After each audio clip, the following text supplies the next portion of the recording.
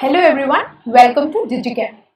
तो पहले वाले क्वेश्चन सॉल्व करने से पहले जो कि हमने सेशन 5 में एज अ होमवर्क दिए थे कि आप उन क्वेश्चंस को खुद ट्राई कर लेना। एक ये वाला क्वेश्चंस पहले देख लेते हैं। IIT JEE 2012 का क्वेश्चन है।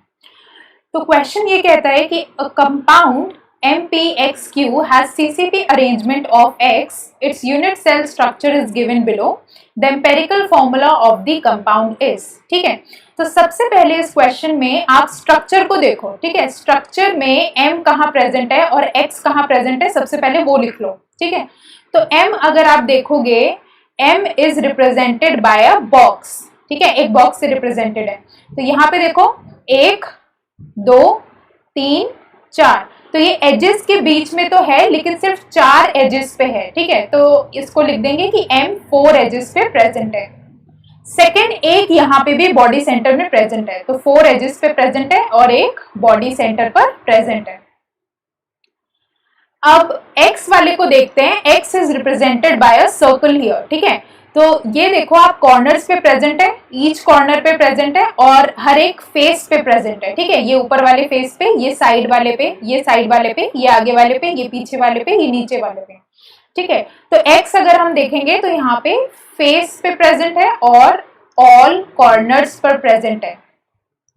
ठीक है, देखो ये गलती मत करना कि M अगर आपने देखा एजेस पे प्रेजेंट है तो ये जरूर देखना कि हर एक एज पे प्रेजेंट है या नहीं है। ठीक है, जल्दबाजी में हम लोग अक्सर ये चीजें देखना भूल जाते हैं और इससे आपका पूरा आंसर गलत होने की प्रोबेबिलिटी होगी। तो M अगर हम काउंट करेंगे 4 एजेस पे है, तो सबसे पहले हम M के लिए काउंट करते हैं। तो एक एज का कॉन्ट्रीब्यूशन कितना होगा, एक एज पे जो एटम प्रेजेंट है उसका कॉन्ट्रीब्यूशन होता है 1/4। तो 4 एजेस पे अगर प्रेजेंट है तो कितना होगा 4 × 1/4, यानी कि एक M एटम आपका हो गया यहाँ से एजेस से। और एक है हमारे पास बॉडी सेंटर पे प्रेजेंट है, तो अगर आप बॉडी सेंटर का लोगे इसे, तो बॉडी सेंटर का तो फुल कॉन्ट्रीब्यूशन होता है, दैट इज 1।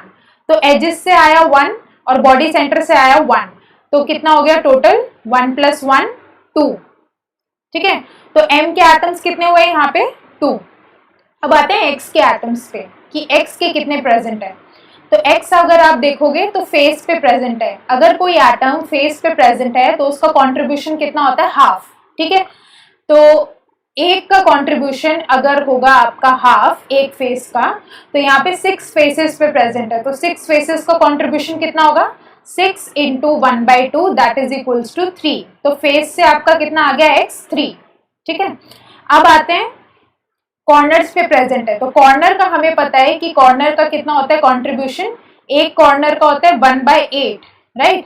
तो यहाँ पे 8 कॉर्नर्स पे प्रेजेंट है, तो 8 कॉर्नर्स का कितना होगा 8 × 1/8, तो यहाँ से आ गया कितना 1।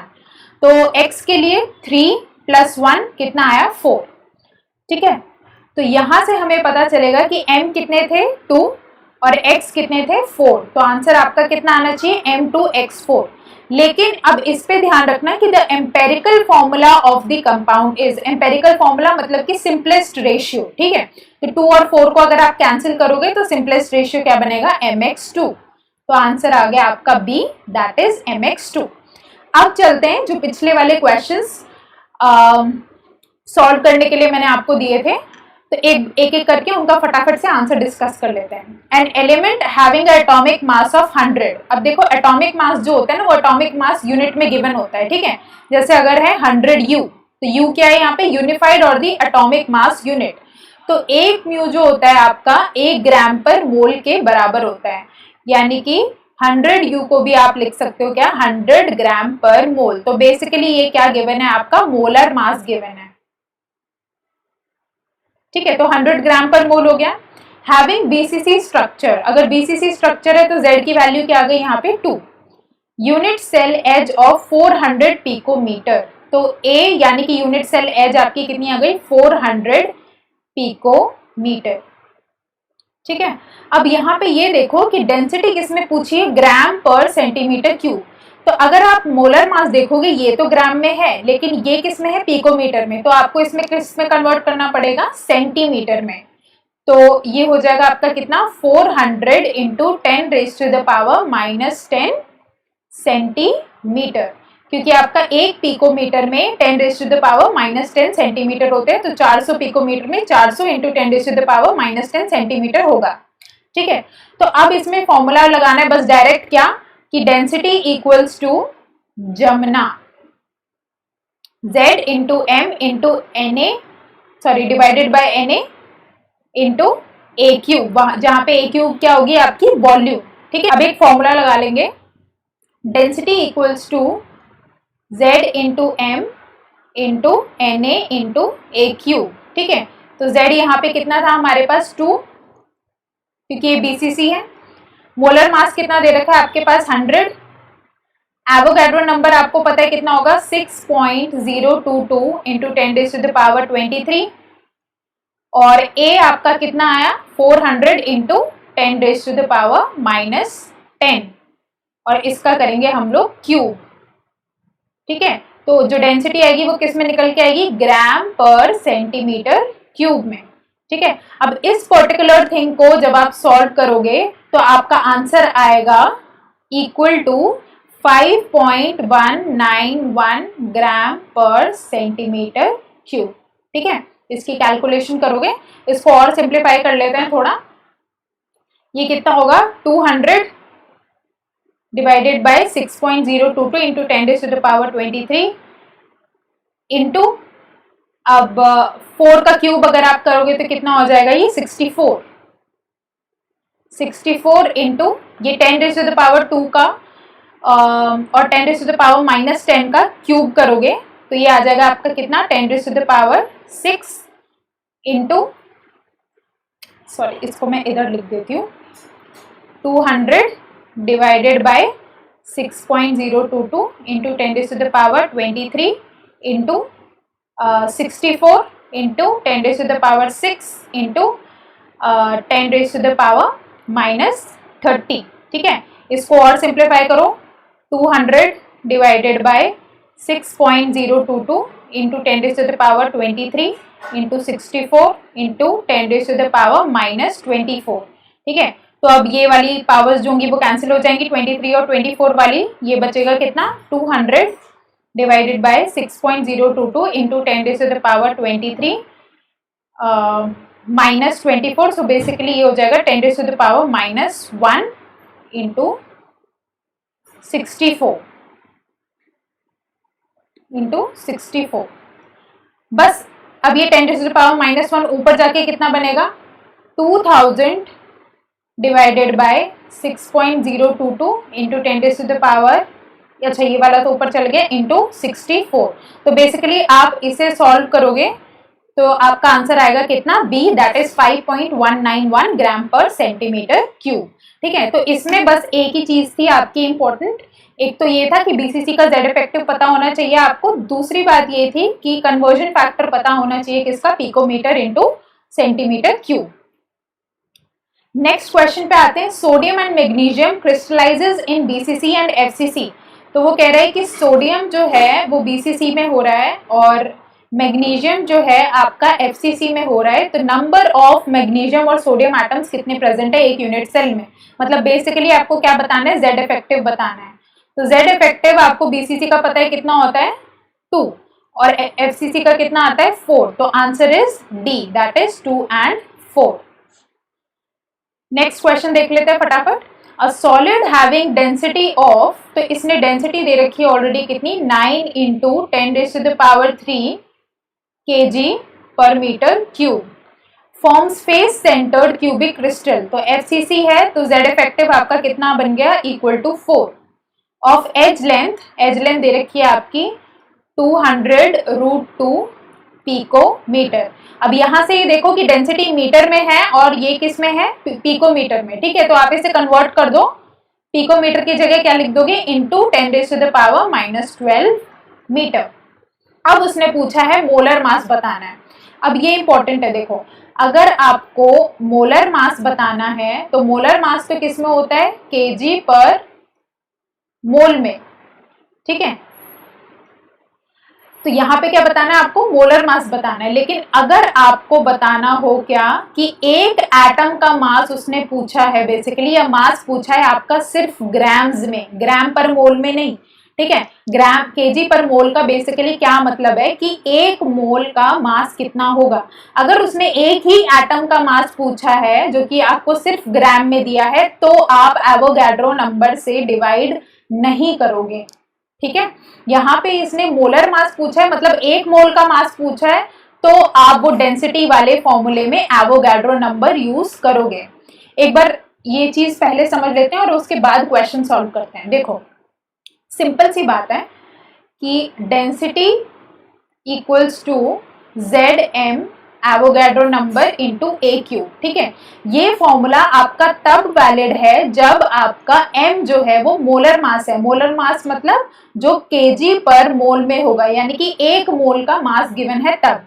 लेकिन अगर आपको एक एटम का मास दे रखा है, एक एटम का मास गिवन है जो कि किस में है, या तो ग्राम्स में हो या फिर केजी में हो, तो ये फॉर्मूला बनेगा आपका Z into M into divided by a cube. अब आप एवोगैड्रो नंबर नहीं लगाओगे, ठीक है। अगर एक मोल का मास गिवन है यानी कि केजी पर मोल में है तो आप एवोगैड्रो नंबर से डिवाइड करोगे। अगर आपको एक ही एटम का मास गिवन है, या तो ग्राम्स में गिवन है या केजी में गिवन है, तब आप एवोगैड्रो नंबर से डिवाइड नहीं करोगे, ठीक है। ये बात जरूर ध्यान रखना दोनों क्वेश्चंस में कि अगर मास ग्राम या फिर केजी में है तो एवोगैड्रो नंबर नहीं लगेगा, लेकिन अगर मास केजी पर मोल में है तो एवोगैड्रो नंबर लगेगा। अब इसका रीजन क्या है ये देख लेते हैं। देखो डेंसिटी बेसिकली हमारे पास क्या होती है कि मास डिवाइडेड बाय वॉल्यूम होती है, ठीक है। और हमने कहा था कि मास ऑफ यूनिट सेल जो होगा वो किसके बराबर होगा कि एक एटम का मास कितना है, मास of one atom multiplied by number of atoms, ये बोला था हमने, ठीक है। तो नंबर ऑफ एटम्स जिसको हम Z बोलते हैं बेसिकली, ठीक है। तो उसने बोला है कि mass of unit cell equals to mass of one atom into number of atoms. अब आपको यहाँ पे क्या रखते हो, मास एक एटम का रखना है, ठीक है। लेकिन अगर आप मोलर मास रख रहे हो, जैसे मोलर मास की बात करते हैं जो कि Fe के लिए कितना होगा, मान लो 56 ग्राम पर मोल, तो ये एक एटम का मास नहीं है, ये कितने का मास है, एक मोल ऑफ आयरन एटम्स का मास दे रखा है 56 ग्राम, ठीक है। इसका मतलब क्या है कि एक मोल आयरन एटम्स का मास कितना है, 56 ग्राम। तो अगर मैं यहां से ये चीज लेती हूं कि 6.022 इंटू 10⁻23 मोल ऑफ आयरन का मास कितना है, 6.022 इंटू 10⁻23 एटम्स ऑफ आयरन का मास कितना है, 56 ग्राम, ठीक है। तो एक एटम का मास कितना होगा, 56 डिवाइडेड बाय ये वाला नंबर जिसे हम लोग क्या बोलते हैं, एवोगैड्रो नंबर, ठीक है।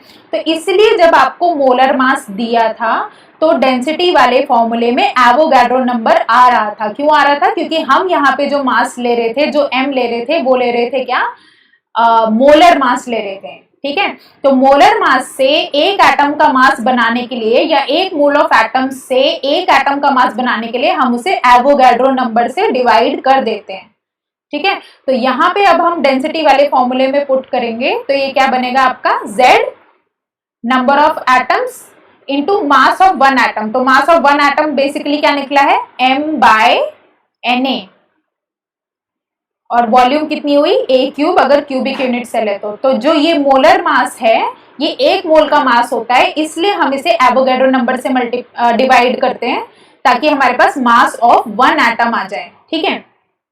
लेकिन दूसरा केस लेते हैं जब आपको दे रखा हो कि mass of one iron atom is 56 ग्राम। मान लो वैसे एक मोल आयरन एटम का 56 ग्राम होता है, ठीक है, लेकिन क्वेश्चन में मान लो हाइपोथेटिकली आपको दे रखा है कि mass of one iron atom is 56 ग्राम।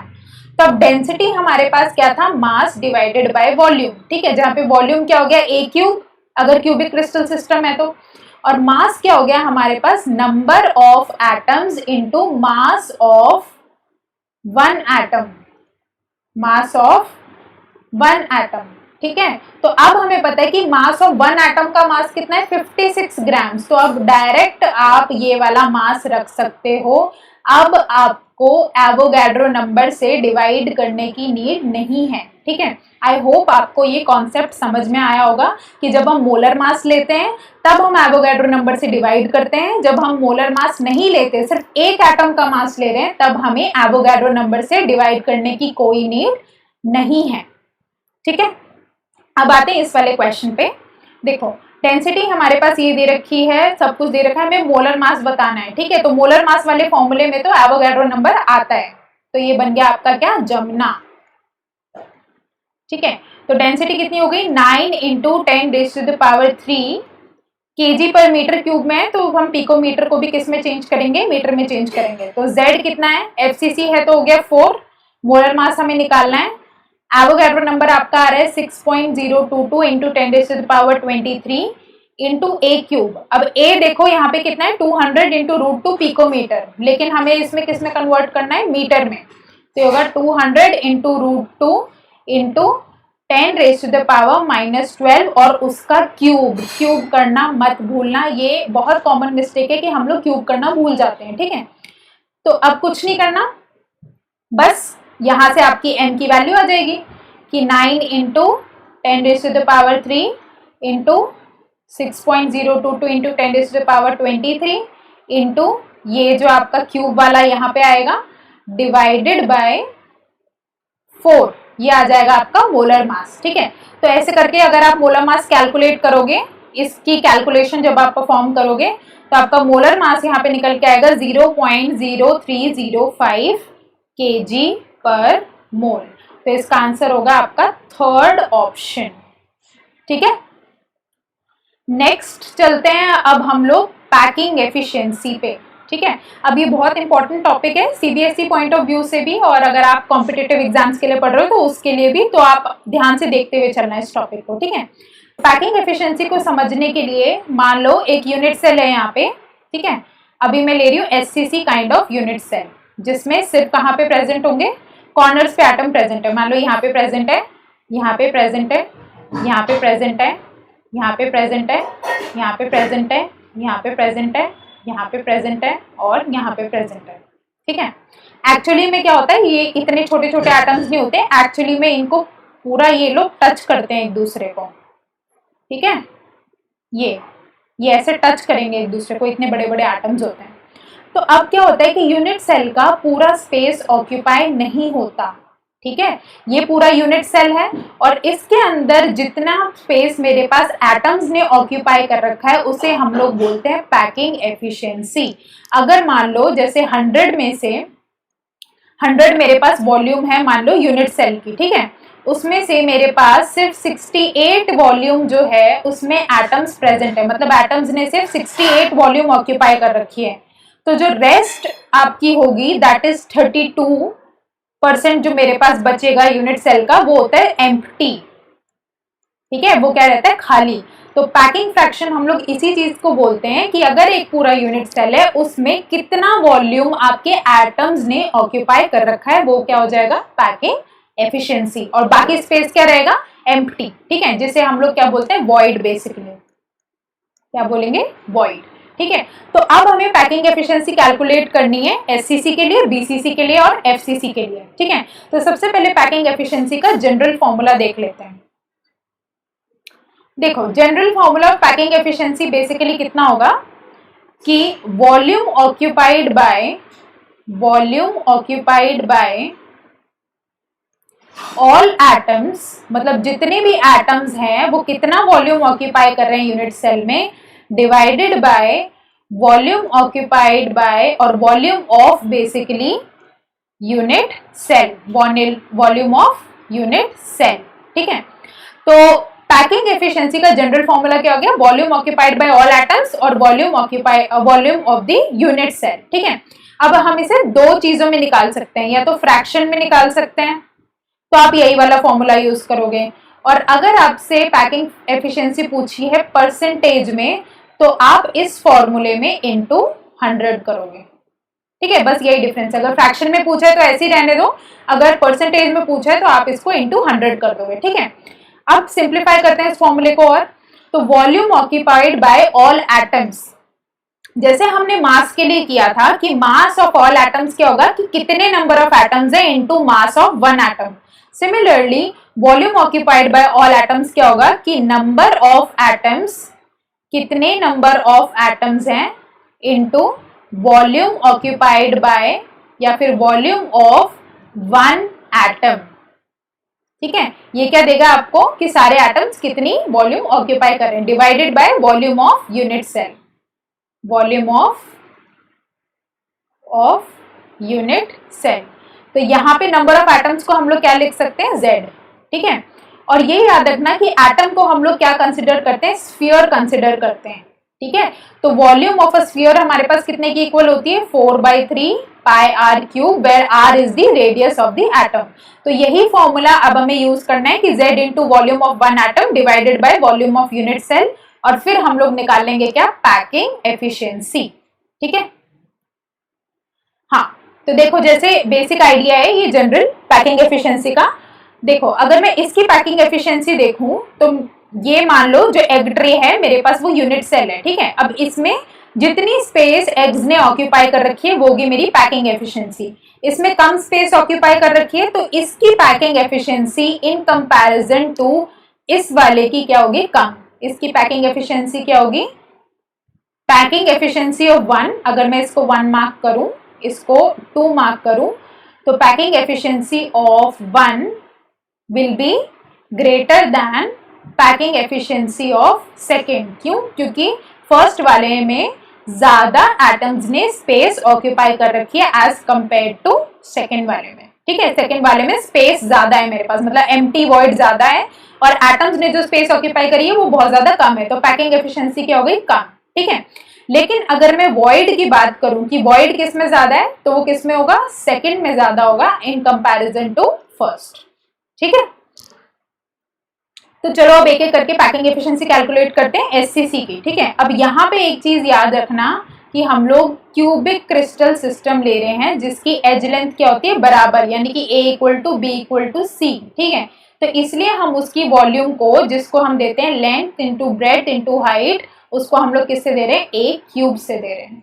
ठीक है, बिकॉज ये भी A, ये भी A, ये भी A, तीनों बराबर है तो ये किसके इक्वल बन जाएगी, A³। लेकिन अगर आप कोई और क्रिस्टल सिस्टम ले रहे हो, मान लो टेट्रागोनल ले रहे हो, हेक्सागोनल ले रहे हो, तो उसके लिए आपको length into breadth into height करनी पड़ेगी। ठीक है, A³ वहां पे नहीं चलेगा। तो पहले ले लेते हैं SCC में। ठीक है, तो SCC में एटम्स कहाँ प्रेजेंट होते हैं, आपके कॉर्नर्स पे प्रेजेंट होते हैं। तो पैकिंग एफिशिएंसी का फटाफट से फॉर्मूला लिख लेते हैं कि packing efficiency equals to Z into 4/3 pi r cube, 4/3 pi r cube, क्योंकि ये एटम को हम लोग स्फेयर ले रहे हैं और एक एटम की वॉल्यूम किससे देंगे, 4/3 पाई आर क्यूब से। ठीक है, तो बेसिकली अगर ये मेरे पास एटम है ना, तो ये इसका होता है रेडियस।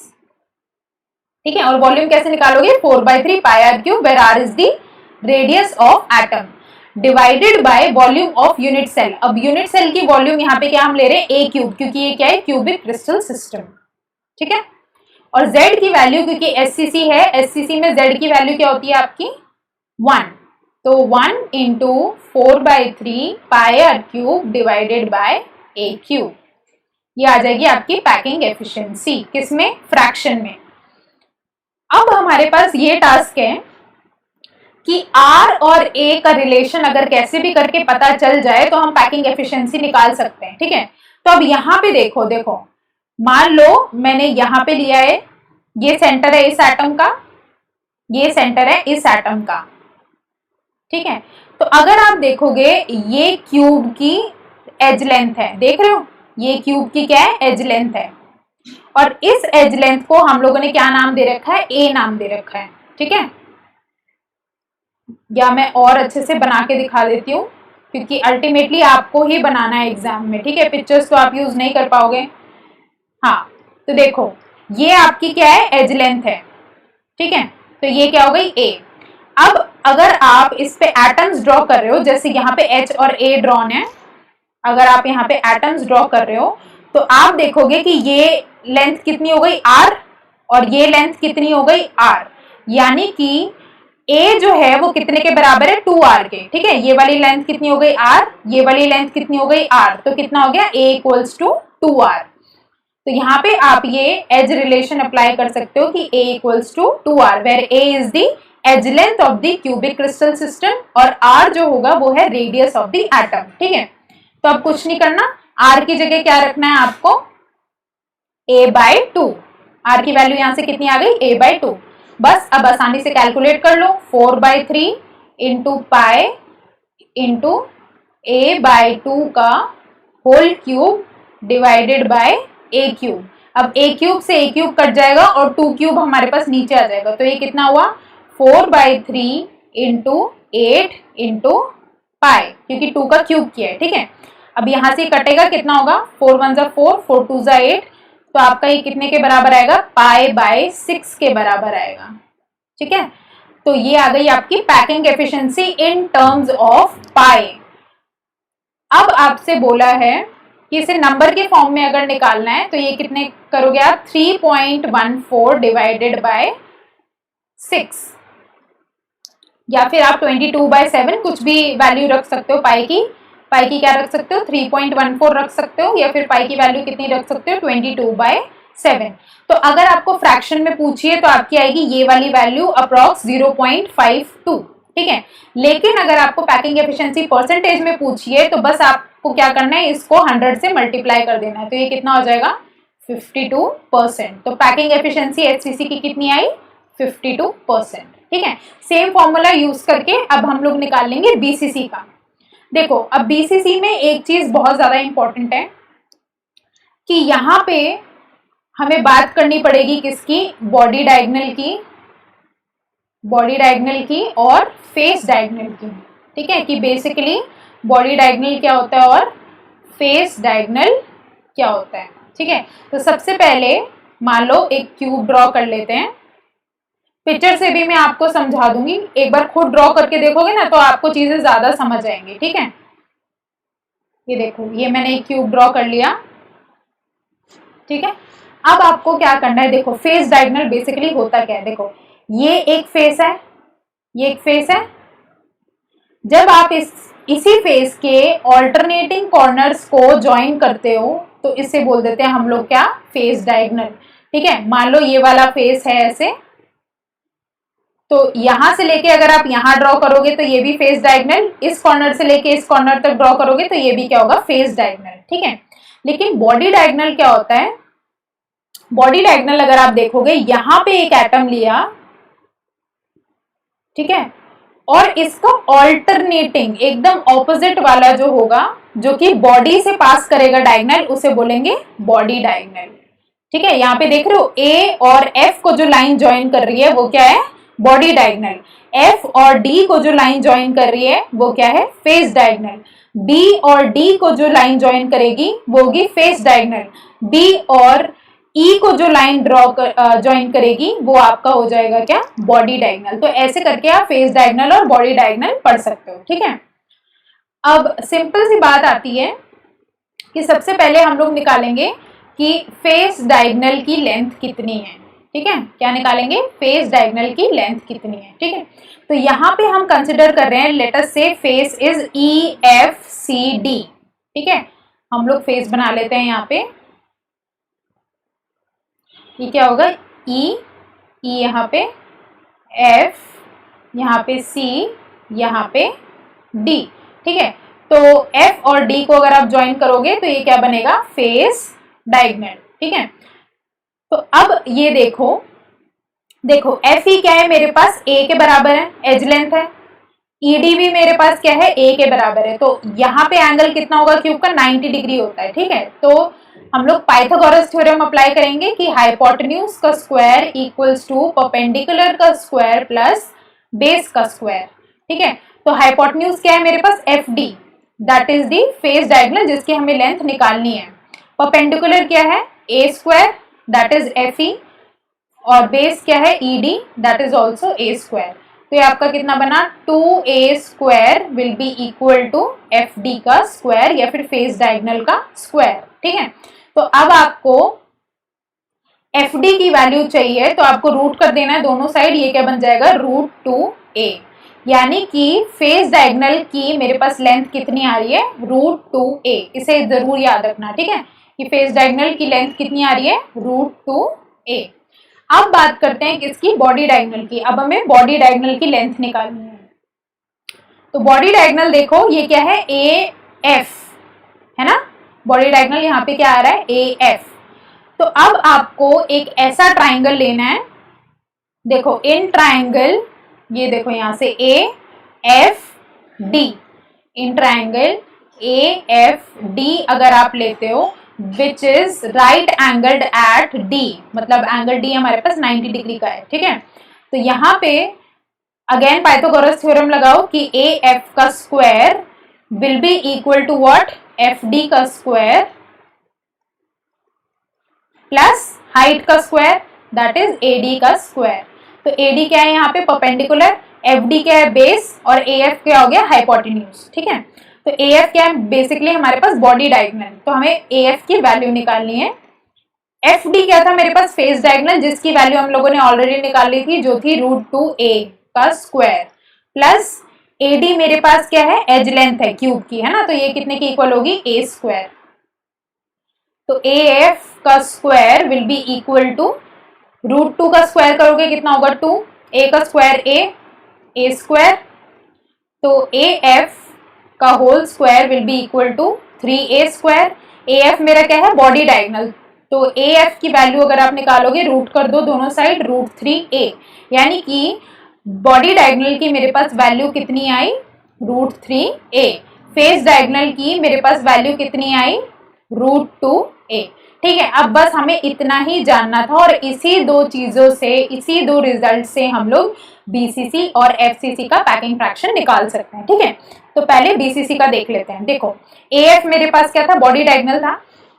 अब अगर आप देखोगे, देखो ये वाली चीज क्या है मेरे पास, R, ये वाली चीज R, ये वाली चीज R, ये वाली चीज R, ठीक है। तो AF की लेंथ अगर मैं देखती हूँ तो कितने हैं, √3a, ठीक है। और कितने रेडियस को मिला के बन रहा है ये, देखो यहाँ पे ये बॉडी डायगोनल है, मान लो ये मेरे पास A पॉइंट है, ये मेरे पास C है, और ये मेरे पास F है, यहां तक, ठीक है। तो हमें यहां से लेके यहां तक की वैल्यू निकालनी है। तो ये कितना हो गया, आधा हुआ R, अब ये भी R और ये भी R, इसमें 2 टाइम्स R, और एक ये हो गया R, तो पूरी लेंथ कितने के बराबर हुई, 4R के बराबर हुई बस। और हमें पता है कि √3a की इसकी लेंथ होती है, यानी कि 4R कितने के बराबर हुआ, √3a के बराबर हुआ। यानी कि अगर आप अब R की वैल्यू निकालोगे तो कितनी आएगी, √3/4 इंटू a। बस अब कुछ नहीं करना, आपको पैकिंग एफिशिएंसी वाले फॉर्मूले में रख देना है कि Z into 4/3 πr³ divided by a³। या तो a की वैल्यू यहां से निकाल के रख दो, या फिर r की वैल्यू, कोई फर्क नहीं पड़ेगा, ठीक है। तो पैकिंग एफिशिएंसी कितनी बनी आपकी, Z कितना होता है BCC के लिए 2, तो 2 इंटू 4/3 पाई, अब r की वैल्यू रख दो यहाँ पे, √3/4 का whole cube into a³ divided by a³, ठीक है। मैंने कुछ नहीं करा, बस r की वैल्यू रख दी है यहाँ पे, √3/4a, a³ और a³ गेट्स कैंसिल्ड। अब हमारे पास बचा क्या, 2 इंटू 4/3 इंटू पाई इंटू √3 का क्यूब डिवाइडेड बाय 4 का क्यूब। इसको और सिंप्लीफाई करते हैं, ये होगा आपका कितना, 2 इंटू 4/3 पाई इंटू √3 का क्यूब डिवाइडेड बाय 4 का क्यूब, ठीक है।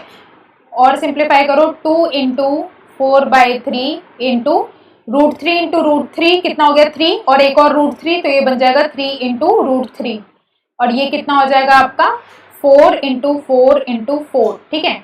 अब 2 4 जा, एक काम करो, 4 और 4 को यहाँ से कैंसिल कर दो, 3 और 3 को यहाँ से कैंसिल कर दो, और हाँ एक पाई भी था यहाँ पे, ठीक है।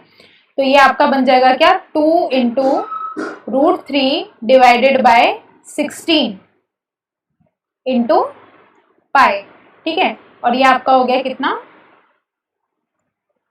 √3/8 इंटू पाई, √3/8 इंटू पाई। ठीक है, तो पाई के टर्म्स में इतना आ गया। अगर आपको इसका पूछा हुआ है न्यूमेरिकल फॉर्म में तो इसको सॉल्व करोगे, पाई को 3.14 रख के तो आ जाएगा 0.68, और अगर परसेंटेज की फॉर्म में देखोगे तो कितना आ जाएगा, मल्टीप्लाई बाय 100 दैट इज 68%। तो ये आ गया आपका किसका, बीसीसी का पैकिंग फ्रैक्शन। अब एफसीसी का बहुत ही ज्यादा सिंपल है, कुछ नहीं करना, बस आप फेस डायगोनल कंसिडर करो। ठीक है, फेस डायगोनल अगर देखोगे तो ये हो गया आर, ये हो गया आर, ये हो गया आर, ये हो गया आर। तो फेस डायगोनल हमारे पास बना हुआ है किससे, 4R से, है ना। और फेस डायगोनल की हमने वैल्यू कितनी निकाली थी, √2 है। तो बस इसे इक्वेट कर दो, तो यहाँ से आपके पास आ जाएगी आर की वैल्यू दैट इज √2a/4। ठीक है, तो ये आप ऐसे भी लिख सकते हो कि 4 को 2 इंटू 2 लिख दो, √2 और 2 कैंसिल हो गए, तो ये क्या बचा, a√2 इंटू 2 या फिर a2√2। अब कुछ नहीं करना, बस डायरेक्ट फॉर्मूले में रखना है।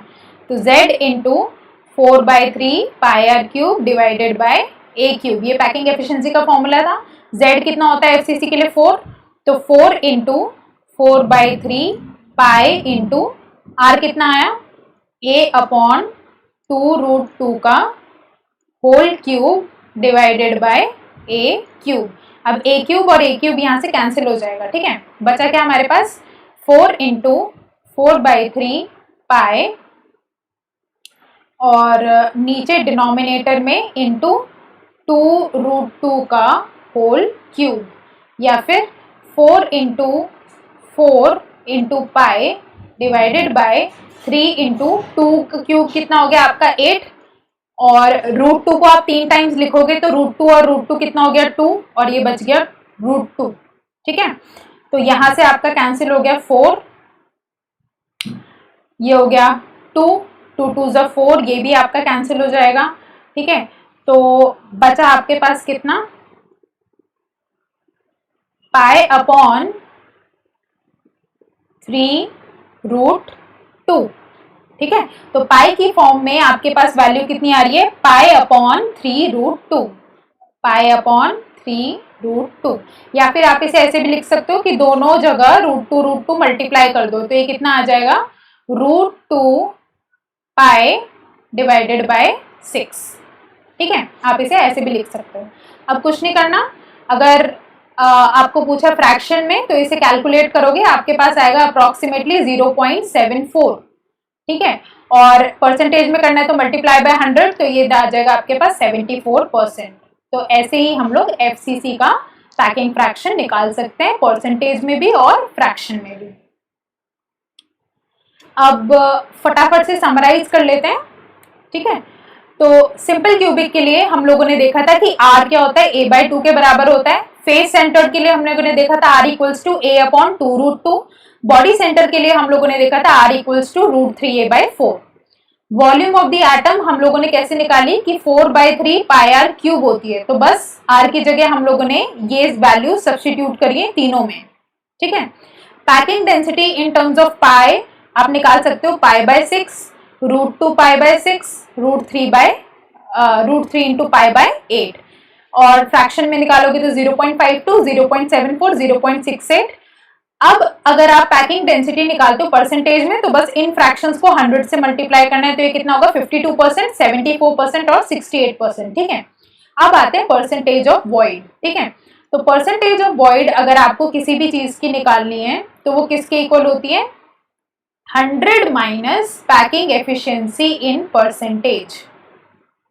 ठीक है, तो यहाँ पे देखो सिंपल क्यूबिक में पैकिंग एफिशिएंसी आपकी कितनी थी, 52%, तो परसेंटेज ऑफ वॉइड क्या होगा, 100 माइनस 52, 48%।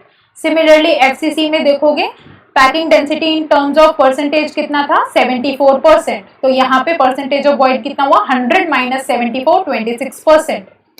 बॉडी सेंटर के लिए अगर आप देखोगे तो पैकिंग डेंसिटी परसेंटेज में कितनी हुई, 68%, तो परसेंटेज ऑफ वॉइड कितना हुआ, 100 माइनस 68 दैट इज 32%। तो बेसिकली पैकिंग एफिशिएंसी या पैकिंग डेंसिटी का मतलब ये होता है कि अगर आपके पास मान लो पूरा एक बॉक्स है और आपने उसमें एटम्स रखे हैं, ठीक है, तो एटम्स कितनी स्पेस ऑक्यूपाई कर रहे हैं उसे बोलेंगे क्या, पैकिंग डेंसिटी। और जितनी स्पेस खुली रह गई है या फिर बच गई है जो एटम ऑक्यूपाई नहीं कर पाए हैं उसको हम लोग क्या बोल देंगे, वॉइड। ठीक है, नेक्स्ट क्वेश्चन देख लेते हैं। Percentage of free space in a BCC cell is, BCC unit cell, ठीक है, तो हमें पता है कि पैकिंग एफिशिएंसी अगर हम लोग 100 में से माइनस करें packing efficiency in terms of percentage, तो हमारे पास कितना आ जाता है, percentage of void, percentage of void. तो बॉडी सेंटर के लिए हमारे पास कितना प्रेजेंट होता है, 68%, तो 100 माइनस 68 आपका कितना आ गया, 32%। तो यहाँ पे आंसर क्या हुआ आपका, C. That's all for today. तो आगे आने वाले सेशंस में हम लोग पढ़ेंगे कोऑर्डिनेशन नंबर के बारे में, ठीक है, कि अगर एक एटम यहाँ पे प्रेजेंट है तो उसका जो नेबर है वो कितने डिस्टेंस पे प्रेजेंट है, उसका नेक्स्ट नेबर कितने डिस्टेंस पे प्रेजेंट है, उसका नेक्स्ट टू नेक्स्ट नेबर कितने डिस्टेंस पे प्रेजेंट है। तो नेक्स्ट सेशन में हम लोग डिस्कस करेंगे all about coordination number. So that's all for today, thank you for watching.